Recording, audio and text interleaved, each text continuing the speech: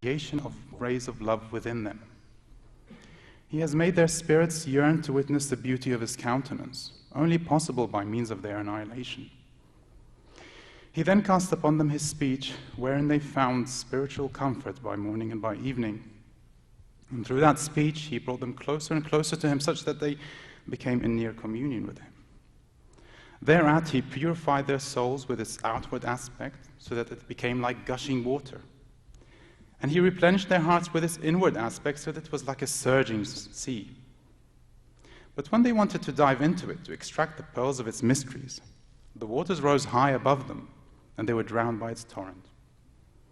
Yet the riverbeds of understandings continued to flow in a measure commensurate with their capacities by that very inundation of his words, while the streams of intellects flowed over into rivers just by the mere sprinkling of the moisture of his speech. And so the riverbeds left exposed upon the shores dazzling gems and pearls, while the streams caused blooming flowers and abundant fruits to sprout upon their banks. With the deluge of their streams' flow, the hearts, standing still at their limits, set about filling every cleft and every breach, unable to number them. And the souls set about harvesting fruits and rays of light, offering thanks in their states of ecstasy, fulfilling therewith their innermost desires. As for the innermost hearts, when their hearing was struck by those striking verses, they listened up and became aware through these verses of the risings of his attributes, perplexed by their beauty upon beholding them, bewildered and confused at their self-disclosures. They, their innermost hearts, began to come apart until their spirits had reached their collarbones, whereupon there rose afterwards the beautiful appearance of his enduring countenance. And that witnessing decreed the negation of their existence, obliging them to affirm the truth of the witnessing itself. So glory be to him besides whom there is no God, the one Almighty. Glory be to him who discloses himself to his servants in his speech by means of the garb of the attributes of his majesty and beauty, in the form of the splendor of his essence and perfection. And blessings be upon the blessed tree, whom he has made enunciate the speech, and whom he has made its source and origin, being from it, for it, and to it. And peace be upon it and his family, who are the treasure troves of his knowledge and his mighty book, and upon his companions, through whom the religion of Islam has found itself in an impregnable sanctuary. To it, for a long time, I was in the habit of reciting the Qur'an, says Kashani, pondering its meanings with the power of faith, and despite the observance of my litanies, my breast remained constricted, my inner heart anxious, and my breast never quite expanding by the meanings of these verses. Yet still my Lord would not turn me away from them, until eventually, when I had become intimate with them and had grown fond of them, I tasted the sweetness of their cup, and I drank from it. Through these meanings, I then became a spirited soul, my breast split open, a patient heart, patient mind with a joyous heart. A secret broadened, my days and states made good, my spirit rejoicing in that triumph seemingly continuous, like a draught taken by night and day. Behind every verse would be revealed to me meanings which my tongue would tire in describing.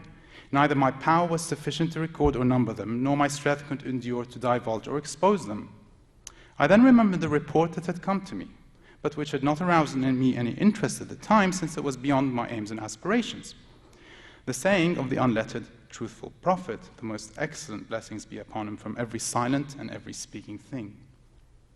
No verse of the Qur'an has been sent down except that it has an exterior and an interior, with every letter having a limit and every limit a lookout point.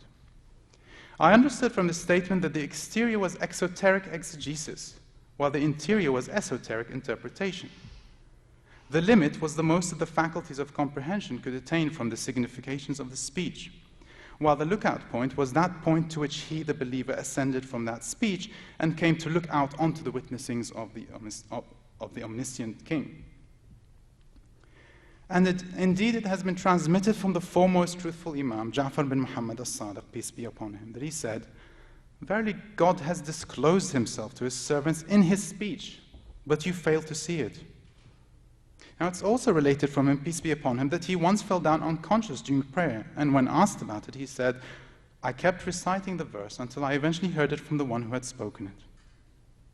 I therefore deemed it fit that I should append some of what occurred to my mind at certain times in the way of the mysteries of the interior realities and the lights of the dawning places of the lookout points, to the exclusion of what pertained to the exterior aspects and the limits, since for these a defined limit of meaning had been assigned. Now they say that he who explains the Quran on the basis of his own opinion has verily become a disbeliever. And well, as for esoteric interpretation, that it neither spares nor leaves behind, for it differs in accordance with the different states and moments of the listener along the stages of his wayfaring, and differs also by the variation of the degrees. For whenever he rises from his station to a higher one, a new gate of understanding opens up for him, through which he becomes aware of yet another subtle meaning pre-prepared for him. I thus embarked on drafting these pages of interpretation to the extent to which the mind might permit by way of what has been agreed upon as acceptable, without hovering over the plane of exoteric exegesis or delving into the abyss of lookout points that cannot be affirmed, all the while, and this is key I think, respecting the arrangement and order of the scripture, but without repeating the exegesis of what verse it reiterates or what parts of it resemble other parts of it by way of style. Now, all that does not submit to mystical interpretation, mystical is my own editorial here, ta'wil, as I see it, or does not require it, a priori has not been presented here. But nor do I claim to have reached the maximum in terms of interpretation for what I have presented. Not at all. For the aspects of understanding cannot be confined to what I have understood, and God's knowledge cannot be restricted to what I have come to know. Be that as it may, it is not that my capacity of understanding has totally ceased with what I have mentioned. Indeed, certain additional aspects of understanding of what has been written have occurred to me, except that I became lost in all of the content. As for what can be interpreted of those legal prescriptions, by which on the face of it only the manifest sense is intended, I only interpret slightly so that it may be known that there's a proper way to understanding verses, and that by this method the meanings of other analogous verses can be inferred. That is, if one were to go beyond the explicit sense of such verses, for inevitably there will be an element of arbitrariness in interpreting them. The mark of virtue is always to avoid overdoing things. Perhaps superior aspects of interpretation will occur to someone other than me who is more amenable to being led to these. For that is indeed an easy thing in the case of individual servants of God for whom such a thing has already been facilitated. Since for every word of God, for whom exalted be he, there are manifold words. Indeed, the seas would be spent before they are, and how can these meanings be encompassed and enumerated? They constitute, rather, an excellent exemplum for the people of taste and ecstasy, which they follow when reciting the Qur'an, so that what they have prepared themselves for in the way of the hidden elements of his knowledge are then revealed to them, and what they have the capacity for understanding in the way of the hidden elements of his unseen are disclosed to them. God is the guide of those who strive to the path of unveiling and witnessing, and of the yearning ones to the watering places of spiritual tasting. Indeed, he is the master of realization, and through his hand comes all success. So Kashani sets the tone of, the tafsir itself is immensely rich. I mean, it is as rich as he describes it. But what about the issue of narrative? What does he mean when he says that he respects the sequence of the Quranic narration? Yes, he follows it. He doesn't start at Surah 112. I mean, he starts with the Fatiha and he begins to insert his interpretation into the various sections. But by the time we're in Surah Hud, for example, I don't know if anybody's been there, but we begin to lose pages of verses, and the way that the verses are left off, they're not, let's say, tied up neatly. I mean, they can be just left off at half a verse, and we are introduced into a sentence that had already begun, a new story. So in a sense, it's not essential. The actual narration of the Quran doesn't seem to be essential in that sense, even though the Quranic text is clearly inspiring this exegesis. Why is the issue of the narrative important? I think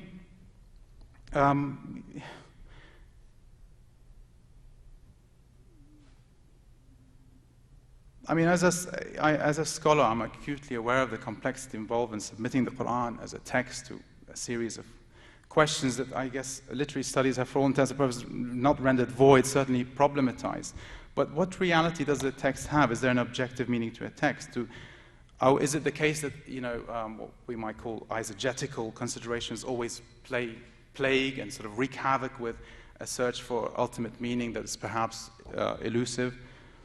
But, you know, I guess let's call the pious readers instinctively looking, I think, for that ultimate engagement with what he or she feels to be simply a text, a message, a text despite its text-defying peculiarities and its syntactical idiosyncrasies and its narrative ambiguities. It's still a text.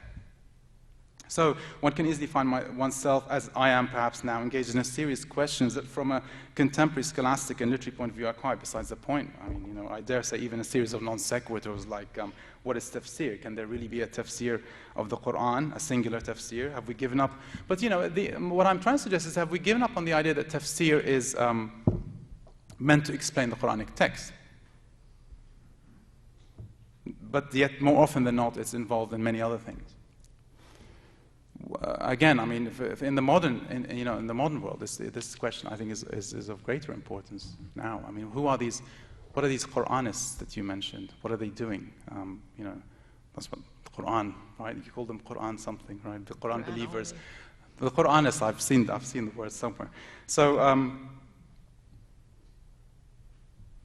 I mean, one might ask, has tafsir ever been about some kind of elusive end product, the understanding of the Quran? And it's not just about philology. I mean, it's not just about, you know, I need a tafsir to tell me that the word qaswara is a lion, right? I wouldn't have known that. But I don't need al-Jalalayn to tell me that yahmum is dark smoke. I can guess that. Dhillin min yahmum. I know that. I can guess that. Frequently happens in tafsir. But what if the tafsir told me, for example, that the word saqar, the word for hell in the Quran, is actually the name of a mountain quite close to Mecca. You'd find it in that, you know, Yaqut's Mu'jam al-Buldan. That's interesting for me as a reader. There is a narrative there that I'm trying to unlock, particularly if you think of the Jewish Jahannam, right? You think you know what Saqar is? This is Saqar, right? That's what the Quran is saying. You think that you know what a hot mountain area is? This is hell. Right? This is what happens in hell, says the Quran. So, I mean, it's not a case of, you know, and now thinking of historical, critical context, it comes to mind, of course, the Corpus Quranicum project in Berlin. Whatever you think of the Corpus Quranicum, whether, you know, the premises are faulty or whatever the result is, but just as an approach to the Quran, it is actually quite interesting. Firstly, because it could, theoretically, produce results with regards to the Quranic text. In other words, unlock certain aspects of the Quranic text that the earliest commentators, and certainly up until the 20th century, would never have dreamed about or never be concerned with. But there is that. I mean, there's you know, if we look at the Near Eastern background, let's say, to the Quran, okay, some people may not think that as a worthwhile, I mean, I do, but, you know, what you know, it either doesn't produce results or it produces really interesting results. That's all it can do.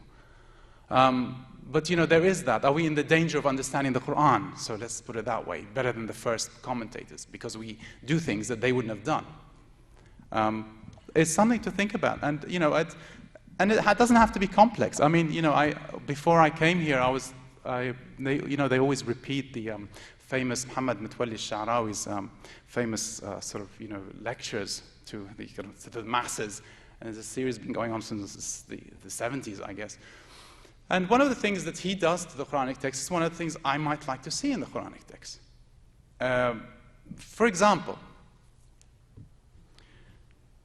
so in the Surah Yusuf, there's a verse that says, that when Jacob is confronted with the possibility that another of his sons is now missing, Benjamin, and so he says, "Asa an yatina Allahu bihim jami'an." You know, perhaps God will return them all to me. So why jami'an? Well, you know, as you're reading the Quran, you've probably forgotten why, but you're reminded. And then there was a third brother who said, "I'm not leaving here until you get me, you know, you get me the okay from I can't confront Jacob anymore. Joseph is missing, now Benjamin's missing, I can't face my father, so jami'an." That's quite useful, I think.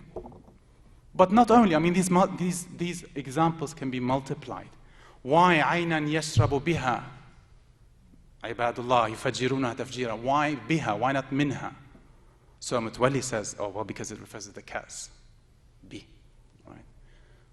The kas, right? The cup, which they used to take the drink from the spring. That's quite useful. I mean, okay, we're now getting heavily into a kind of perhaps apologetic approach, but certainly it clarifies the narrative, I think.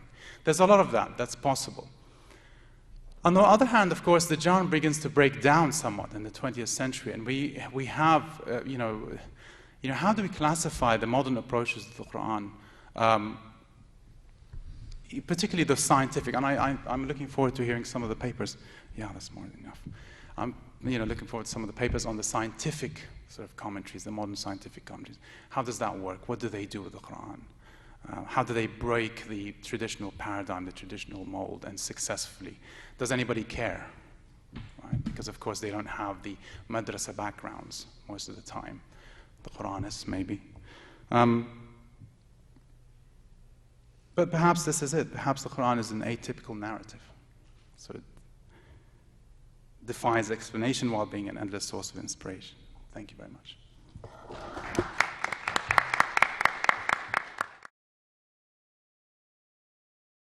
I think it's actually a follow-up to what Nargis asked about, which is if you acknowledge that there's exegesis outside of the genre of tafsir, I think you can potentially, especially in modern and postmodern times, end up in a place where everything can be tafsir. And I was wondering how you feel about that. There's, Sadia Sheikh has coined the term tafsir of praxis.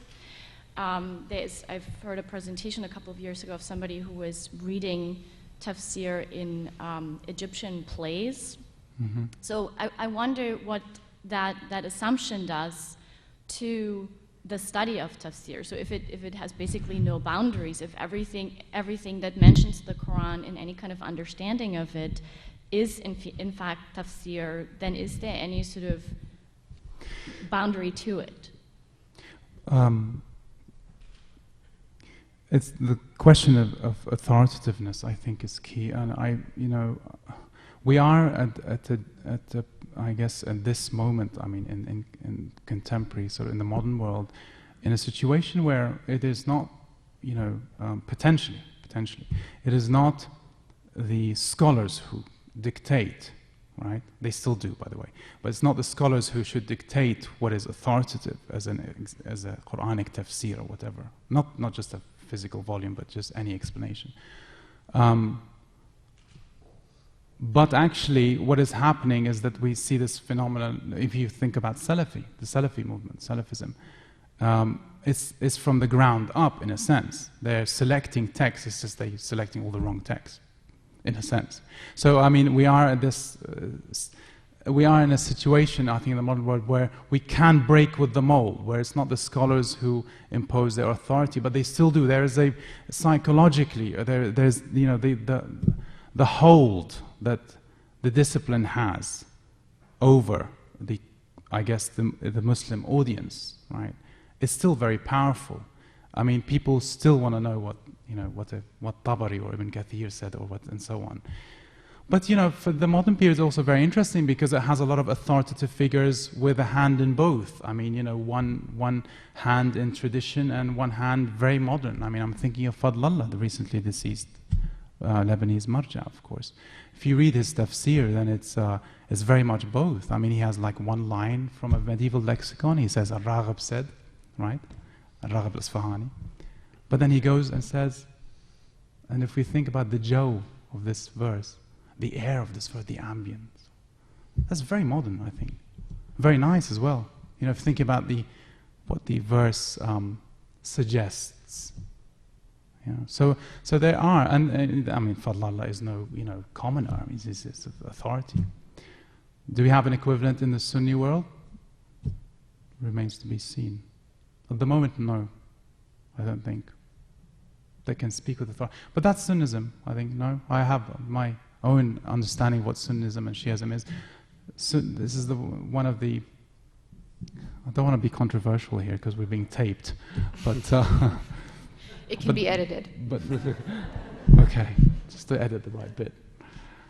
The way the Sunni community understands the sort of the structure of authority and so on doesn't allow for one authority in a sense. So there's no Fadlallah, there's no marja, right? Not unlike the Shia world. And the bad thing about that, of course, is that when, the good thing about it is that when things are good, it's fine. It means no one, clerical kind of autocracy exists. Everybody's, equally participating in a sense. But when things are bad, it means nobody can stand up and say something which is right, right? So, of course, the inverse is true of Shiism. I mean, I'm not a pro-Sunni or pro-Shia. I'm just kind of trying to look at things from terms of power relationships. I mean, the Shia community, if the Imam or the representative of the Imam, we call them now, right, says do this, they will do that. So there's just as much of a panic element in something going on in Shiism and that actually happening as there is in Sunni Islam. So they're different dynamics. But we just happen to be in this situation where I'm not sure if there's a Sunni authority that can do the equivalent of what, say, Fadlullah's tafsir is doing. Thank you. John, yeah.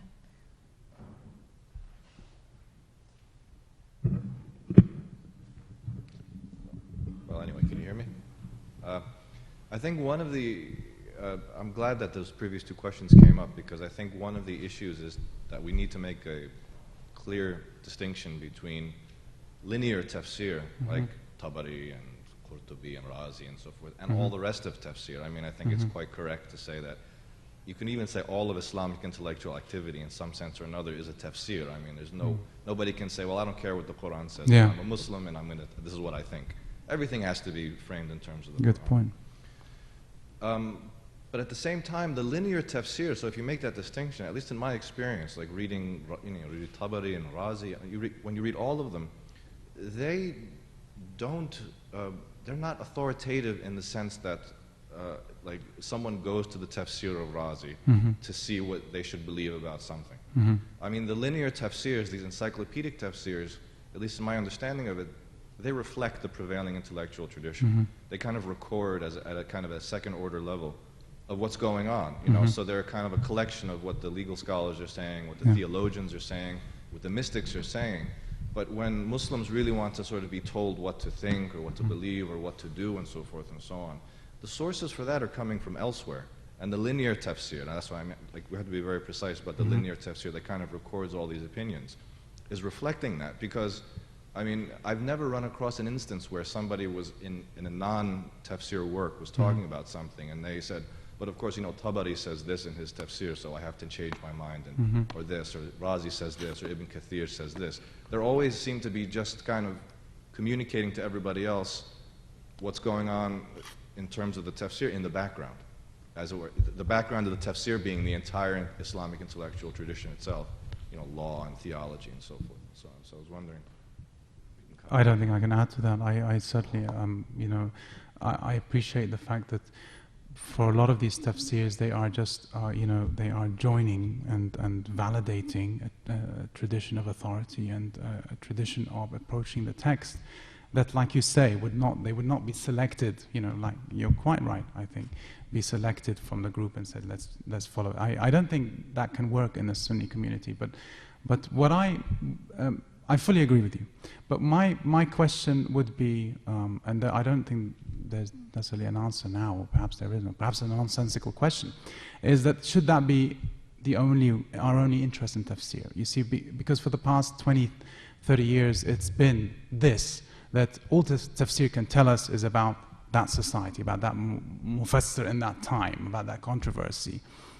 What happened to the word tafsir? I mean, as an approaching, another way of saying it would be to put Marie on the spot and say, well, what have you put in your study Quran? Well, how do you decide what to put? I mean, in a sense, because people have been because people have been asking me what kind of things I would put in. I mean, why don't they ask you? All right, I will say very briefly then. I can't tell you what's in the commentary, but I will say that we did make a conscious effort to pull not just from linear tafsir, but to pull from other sources as well. Poetic sources in some cases, the other kinds of theoretical writings, because we did feel that we had to bring more to bear upon the text than just what you could find in linear tafsir, that it's not just a collation of what you can find in the linear tafsirs. But at the same time, I think that one of the things that I think maybe we all experienced is a sense of the disappointment, maybe was what I'm hearing in your voice, a sort of sense that what you're really looking for in the tafsir is not always there.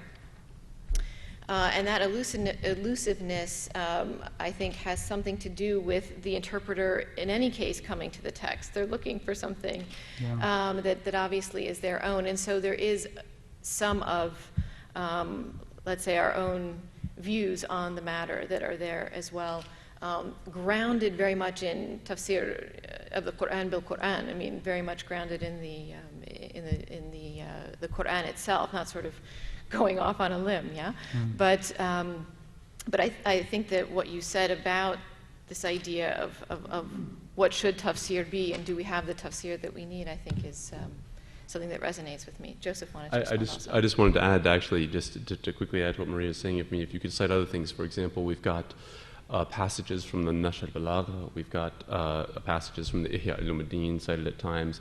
There's a few occasions where poetry of Rumi is cited, and other poetry, Umar ibn Farid, for example, among others.